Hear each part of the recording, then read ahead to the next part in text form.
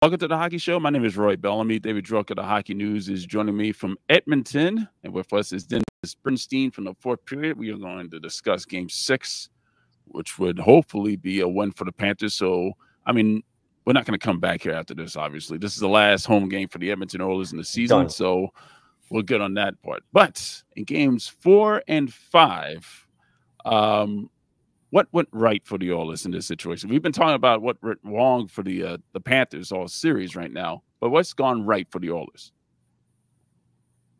Well, the special teams, starting both games with a shorthanded goal, having the crowd behind you, and playing confident hockey. I think that's it. And I don't want to talk about what's gone wrong for the Panthers because it's a pretty long list, but this is the Edmonton Oilers team, Roy and Dworky. When they're playing well, that's how they play. Aggressive, confident, bottom six production, and not a lot of mistakes from their defense. And they cleaned up a lot of stuff. And I think the Game 4 win, if the Oilers had won Game 4 3-2, I think the series is over. But the disparity in that score of 8-1, I think they gave them way more confidence going back down to Sunrise, and that's why they found a way to win 4-3. So I think that's it. I think you see Oilers wins look like, not Game 4 because that was an anomaly, but you saw what you got in Game 4. Bouchard gets a power play goal. They get saves from Skinner. They don't. Nurse and Cece don't make big mistakes. So that's why we're back at Edmonton, a city I'm sure you guys love. It's not bad. There's some nice spots to visit here in Edmonton, Dennis. You talk about what the Oilers are doing right. I feel like they've really been able to flex their muscle over the last couple of games with their speed. Their zone exits have been a lot cleaner. And honestly, I feel like they're throwing the Panthers game right back at them with a bit of a heavy forecheck and taking away Florida's time and space. Have you kind of noticed that Edmonton has kind of turned the series on ahead by doing what Florida has done well throughout the playoffs? Yeah, but Dave, where's the physicality from the Panthers last week? Like if you're up 3-0 and it's done and you quieted the building game, like why did you go out in Game 4 and pound the crap out of the team? And why did you do it at home? The aggressiveness isn't there. And now, I'm sorry, we all love Paul. He's a great coach. He's eloquent. Coach up. Let's go. I know you're making changes tonight, but if it goes south again tonight, like his legacy's at stake here. Right? It's on the verge of very negative history. So I agree with you, Dave. I think that I think in the first 3 games, I don't want to throw Paul on the bus totally. He way out coached Noblock. But the last 2 games, not so much. But yes, their strategy changed for Game 5. Not for 4, because that was just they weren't ready to play. So I think that's it. I think the aggressive forecheck, but the Panthers got to find their game. Like the last 2 are not what got them here, and they need to do that tonight without question. Dennis, I also wanted to kind of ask you a little bit about the Conn Smythe race right now. I feel like earlier in the series we were talking about Sasha Barkov, Sergei Bobrovsky was the guy early in the series, and I feel like there's been a bit of a trend more toward the Barkov love in terms of the Conn Smythe, but also could we possibly see a losing team Conn Smythe for the first time in 21 years? Is Connor McDavid, because he's got more points than everybody times 2 right now. So I feel like there at least needs to be a discussion for that. Yeah. Well, with respect to Barkov, and we had Dan Rosen on our pregame show for SiriusXM. You were on there as well. Thanks for coming on. And I talked to Dan about it because my perception was Bobrovsky. And Dan made a great point. It's the entire playoff front. And for the Panthers, Bobrovsky wasn't the better goalie in the Boston series. Swayman was. Certainly wasn't the better goalie in the Ranger series because Shesterkin kept that team in there. So if you're talking about the entirety of the playoffs, it would be Barkov. But I agree with you. Look, 42 points and Barkov has 21 and you're going to give it? No, it's the best player in the playoffs. It's Connor McDavid. Like, I don't care if they win, lose, draw, whatever. He's the most valuable player in that. And what's Leon doing in this round? Nothing. Bouchard's making mistakes left and right. Finally played a good game in Game 5. It really has to be Connor McDavid. Like, we know some of the voters, and I will tell you this. I think they have to vote by the second period of the clinching game. So in Game 4, let's say the Panthers came back, it would have been Barkov. I really think it would have been Barkov. But now you're talking about 2 guys who have scored back-to-back 4-point games in the Stanley Cup Final, Wayne Gretzky and Connor McDavid. How do you not give it to Connor? I get it. It won't be great, especially tonight. Imagine if the Oilers lose and you got to hand a Conn Smythe to Connor on the home ice when he lost the Stanley Cup Final. That's not going to be good. And somebody joked, I think it was Boomer on SiriusXM, saying that would it be like Elias Anderson throwing his silver medal into the crowd? I hope not. But I don't know how you can't not vote for Connor McDavid at this point, because the numbers are staggering. Should we be surprised about Stuart Skinner's play so far? If you look at him from games 4 to 7 in the playoffs, we shouldn't be. But I don't know what Stu. I mean, he could come up with a bad game tonight. I don't know. Not totally. He's got a really good team. It's funny. The team plays better in front of him and doesn't make mistakes. He's a better goaltender. Wow, what a shock. And that's the same. And be honest with you, same thing with Bob, right? And I get the third goal by Connor wasn't great, but when in game 5 your best defenseman's OEL, don't hang it all on the goaltender, please. But so not shocked by Skinner. Like, not shocked by Skinner, but again, is he going to win it for them? Like, is he going to put up – like, I'll put it to you this way, Belly. If I told you one guy was going to put up a heroic performance and make 43 or 44 saves tonight and have his team win, you'd probably say it's Bob, and that's Stu Skinner. Yep. Yeah. What about Evander Kane? How hurt is he? Sports hernia. He's not going to play. And, old man in River, Corey Perry scores a power play goal in game 5. The game-winning goal. David scored that goal. Let's be clear. That was McDavid's goal, not Corey Perry's. Yes, well, maybe I could score that goal too, and I can't skate. So I don't think, Roy, I think he's going to play. You can't put a guy out there with a sports hernia who's laboring, who if the Panthers are going to play a speed game, how's he going to get back down the ice? They're going to take advantage of that. So, and of course, as we know, Evander's not the most well-loved teammate either. So I can't fathom that. And plus, why would it change? You won 2 in a row. The guy hasn't played. This is a desperation game. So I don't think Evander will play. And to be frank, I'm not sure he's going to be part of the team next year. You talked about some of the moves that you'd like to see Paul Maurice make. We saw one. You mentioned Oliver Ekman-Larsson. Actually, he's now taking reps on Florida's #1 power play, which we saw early in the season when Montour and Ekblad were injured, but not really since then. I think that they're keeping Gus Forsling off the power play just because they know he's playing so many minutes and he's so important to their penalty kill that they're trying to maybe manage his minutes a little bit more. Sure. But in terms of Florida's defense, and you kind of just mentioned it, when your best defender is Oliver Ekman-Larsson and you just come back on the road, at home, Florida's able to maybe play the matchup game a little bit more, get Forsling and Ekblad out there against McDavid. Now it's going to be even more difficult. How big of a game is this for Florida's defensemen to step up regardless of the matchups? Your top pair's got to be your best players, though. Like, you can't accept OEL again to be your best defenseman. No, Ekblad and Forsling have to do the job. They have to. It's as simple as that. And Aaron, to be honest with you, hasn't really been a factor in the series. Like, and maybe he's injured. He hasn't been that physical. He hasn't been that effective. It's just a weird thing, Dworky. I don't know why. So yeah, you could say, oh, OEL can have a great game and stuff like that. How great a game? What's he gonna do? Play 27 minutes and defend Connor every shift?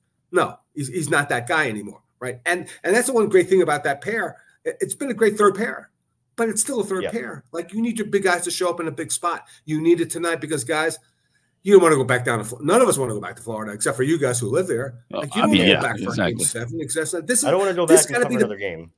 Guys, this got to be the Panthers game 7, not game 6. It's got to be game 7. That's got to be the mentality tonight for this team. Because if you go back and you face it again and you lost 3 in a row and Connor's going nuts again, you don't want that to happen. Nick Cousins in the 4th line, how's that going to affect things? Because we've been talking about the Panthers' depth all series and how their depth is pretty much better than the Oilers. But Nick Cousins, as far as discipline is concerned, how's that going to affect the Panthers?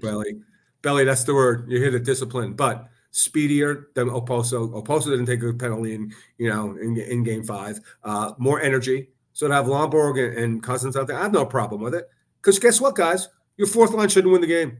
It shouldn't lose you the game, but it should win you the game. So love Kyle, love his leadership. He's been eloquent on the podium, but give Cousins a shot here, because Kyle wasn't effective enough, and it's the 4th line. But it shouldn't be. You need for Hagee and Reinhart to step up here. Let's be honest, right? They really need to step up here, especially Sam. So we'll see. But no problem with the change to Cousins. I think it's a smart move by Paul. Let's say the Panthers actually lose this game. Game 7 back at home. What's going to happen? Dave just left the building. Game 7 keeping at this home. Positive. Look, as a reporter, I want that drama. Game 7, winner take all, one game, great. If you're a Panthers fan, it's the last friggin' thing you want. You want to have a parade next week. You don't want to worry about Monday night. You want to have a parade, right? So again, The more desperate team is the team that's ahead in the series. The Panthers need to be more desperate than the Oilers because the Oilers are playing with house money. Everybody wrote them off. They're done. They're over. They're going to get swept, right? This has to be a desperation game for the Panthers. It's got to be the best game in the series, guys. It really does. They all got to show up, and they got to show up to start the game. And please, no shorthanded goals to start the game. Can you stop with that? 2 games in a row? I mean, come on. Be the confident team that got here, that beat the Rangers, that beat the Bruins, that beat the Tampa Bay Lightning. I didn't see that in 4 and 5. I wanted to see it in Game 6 if I'm the Panthers. Dennis Bernstein from the fourth period. Thank you for joining us. Thanks, DB. Well, it's great being on the hockey show, boys. All right, we'll see you tonight. We are back in Edmonton. We didn't think we would be back in Edmonton, but David Dwork of the Hockey News and Rob Bellamy is here. We're here in Edmonton. Dave, why? Because the Panthers jumped out to a 3-0 lead in the series, and Edmonton woke up. They won Game 4 at home. What was it, 8-1 or whatever it was? And then the Edmonton Oilers played a great game in Sunrise the other night, which made us book a flight back here. We are now in beautiful Edmonton.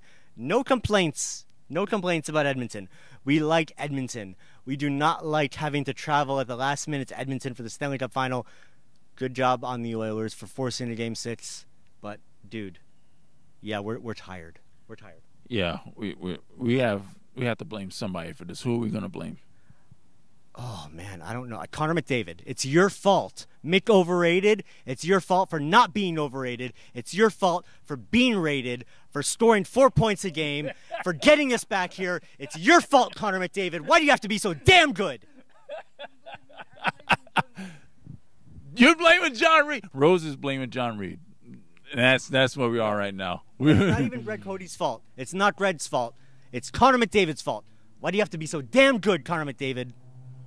Okay, all right. So we're back in Edmonton. Our flights, Rose and I, we flew out at 6:45 from Miami.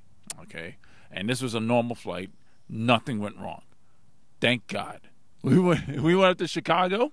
We were in O'Hare.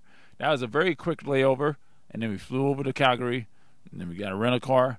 We drove 3 hours, and here we are. Normal. Didn't take too long. You made it for happy hour. We made it for happy hour. No, we did not make it for happy hour. Happy hour ended just after we got there. You made it. All right, you made it for after happy. I don't know, whatever. We were there. I don't know what to say. We were there. We paid regular prices for our drinks. Dave, how did your flight go? My flight was pretty chill. Just like the last time, I did not sleep between the previous home game in South Florida and the game in Edmonton. But I mean, look, at the end of the day, I feel like we shouldn't complain, right? We're here, we're covering the Stanley Cup Final. It's in one of the coolest places. Edmonton after Game 4 was awesome. We're just tired. Yeah, I have a lot to complain about. Mostly not because of anybody that we work for or work with. It's all about the Florida Panthers not winning Game 4 or Game 5. The fact that we are back here in Edmonton, beautiful city, beautiful town, quiet town. It'd be nice if we could live here during the summer. That'd be cool. Yeah, right. Yeah, sure. Just during the summer. Yeah. Yeah. But the fact that we are back here for Game 6, I'm exhausted, man. Yeah. I'm really exhausted, and we are trying to fill time here so we can get to a video. But yes, we are going to continue to fill time. So, what went wrong in Game 4? I mean, credit to the Edmonton Oilers for, I feel like they kind of looked at the Panthers game, said this is how they're beating everybody, and they said we're going to throw that back in their face and see what they can do with it. And, good for them. It's working to this point. The aggression on the Edmonton Oilers point has been pretty solid. They're taking away the Panthers' time and space. Florida has been struggling with their zone exits, with their zone entries, with trying to get something going. I'm curious to see what the Panthers do to adjust to that in Game 6 here in Edmonton. We're back in Edmonton. We mentioned that.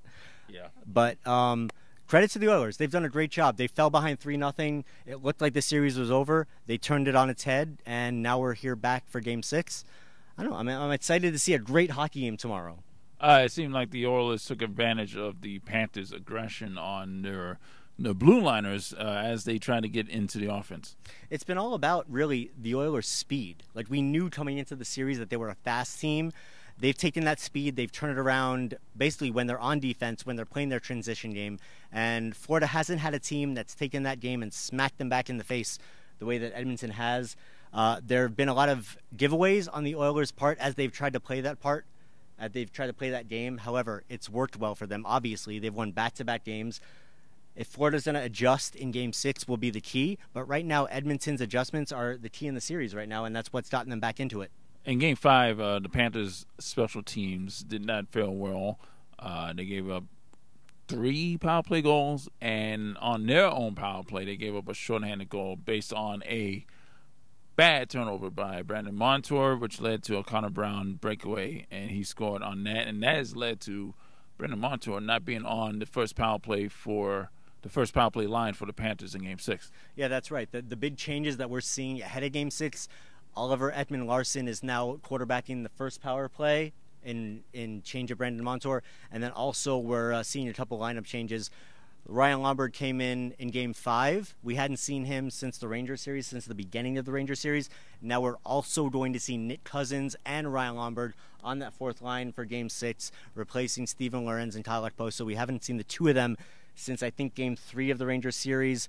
But obviously, Paul Maurice is trying to get a spark. He's trying to fuel his players. The Panthers, look, they were up 3-0 in the series. They needed 1 win out of 4 games to claim the Stanley Cup. Now it's 1 win out of 2 games. We're back in beautiful Edmonton.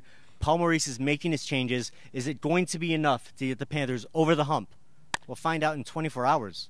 Ryan Lombard and Nick Cousins has more chemistry than Ryan Lombard would have had with Kyle Ekposo, obviously, because they've been playing on the fourth line the entire season with each other. Yeah, that's Paul Maurice has kind of moved his fourth line in terms of groups. It was Steven Lorenz and Kyle Ekposo. It was Ryan Lombard and Nick Cousins. For whatever reason, he just put Cousins in Game 5. Didn't quite work out for the Panthers. They started off very slow. They eventually got their stuff going in Game 5, but it wasn't enough to overcome the Edmonton Oilers, jumping out to that 3-0 lead. Now Paul Maurice is going back to a line grouping that he saw during the regular season and during the playoffs, with Ryan Lombard and Nick Cousins on that fourth line with Steven Lorenz, with Kevin Stenlund, who's obviously a mainstay because of his impact on the penalty kill. Will it be enough to get the Panthers over the hump? That's the question. On the other side, Evander Kane is not playing. He was on the scratch line during practice today. He will not be playing, most likely, in Game 6. Well, Chris Knoblauch kind of left it open. He left the window open. He said there's some options for the Oilers ahead of Game 6. Evander Kane has not played in either of the past 2 games. He's been hurt. There's several Oilers players who have been battling injuries. There has been talk about Connor McDavid being among that group. However, the last 2 games of Connor McDavid, Roy, have been otherworldly. He's been amazing. He's been the guy that Edmonton needed him to be, and the guy that Panthers hoped he wouldn't be. It's been a little scary what Connor McDavid has done over the last 2 games. After 5 games in the Stanley Cup Final, are we going to see, the 3rd player on a losing team to win a Conn Smythe Trophy? That's a little crazy to think about, but the way that McDavid has been playing, thinking back to... assuming that the Panthers win, by the way. Right, assuming the Panthers win. I think back to 2003 and Jean-Sébastien Giguère and the way that he basically carried Anaheim to that Stanley Cup Final and into that Stanley Cup Final. Connor McDavid has been spectacular, a little slow start to the final, but obviously he's picked it up. If Florida wins and McDavid puts up another few points in this game, it would not surprise me. But, look, at this point, Roy, we're here to cover the Panthers. We've followed them throughout the season. We've followed them to the final. I don't give a shit who wins the Conn Smythe at this point. We're in Edmonton. Win the fucking series, Florida. Let's go. I had to ask the questions. All right, that's fine. And let's go. All right, I'm excited to be here for the Stanley Cup Final in a Canadian city. It was awesome. It was awesome after Game 4. Kudos to you, Edmonton. I have the utmost respect for you as a hockey city. But can we get the Panthers up 3-0? They need to win this thing. Let's go. All right, after Game 4, we did a video. Throw the video, please. I'm out of here.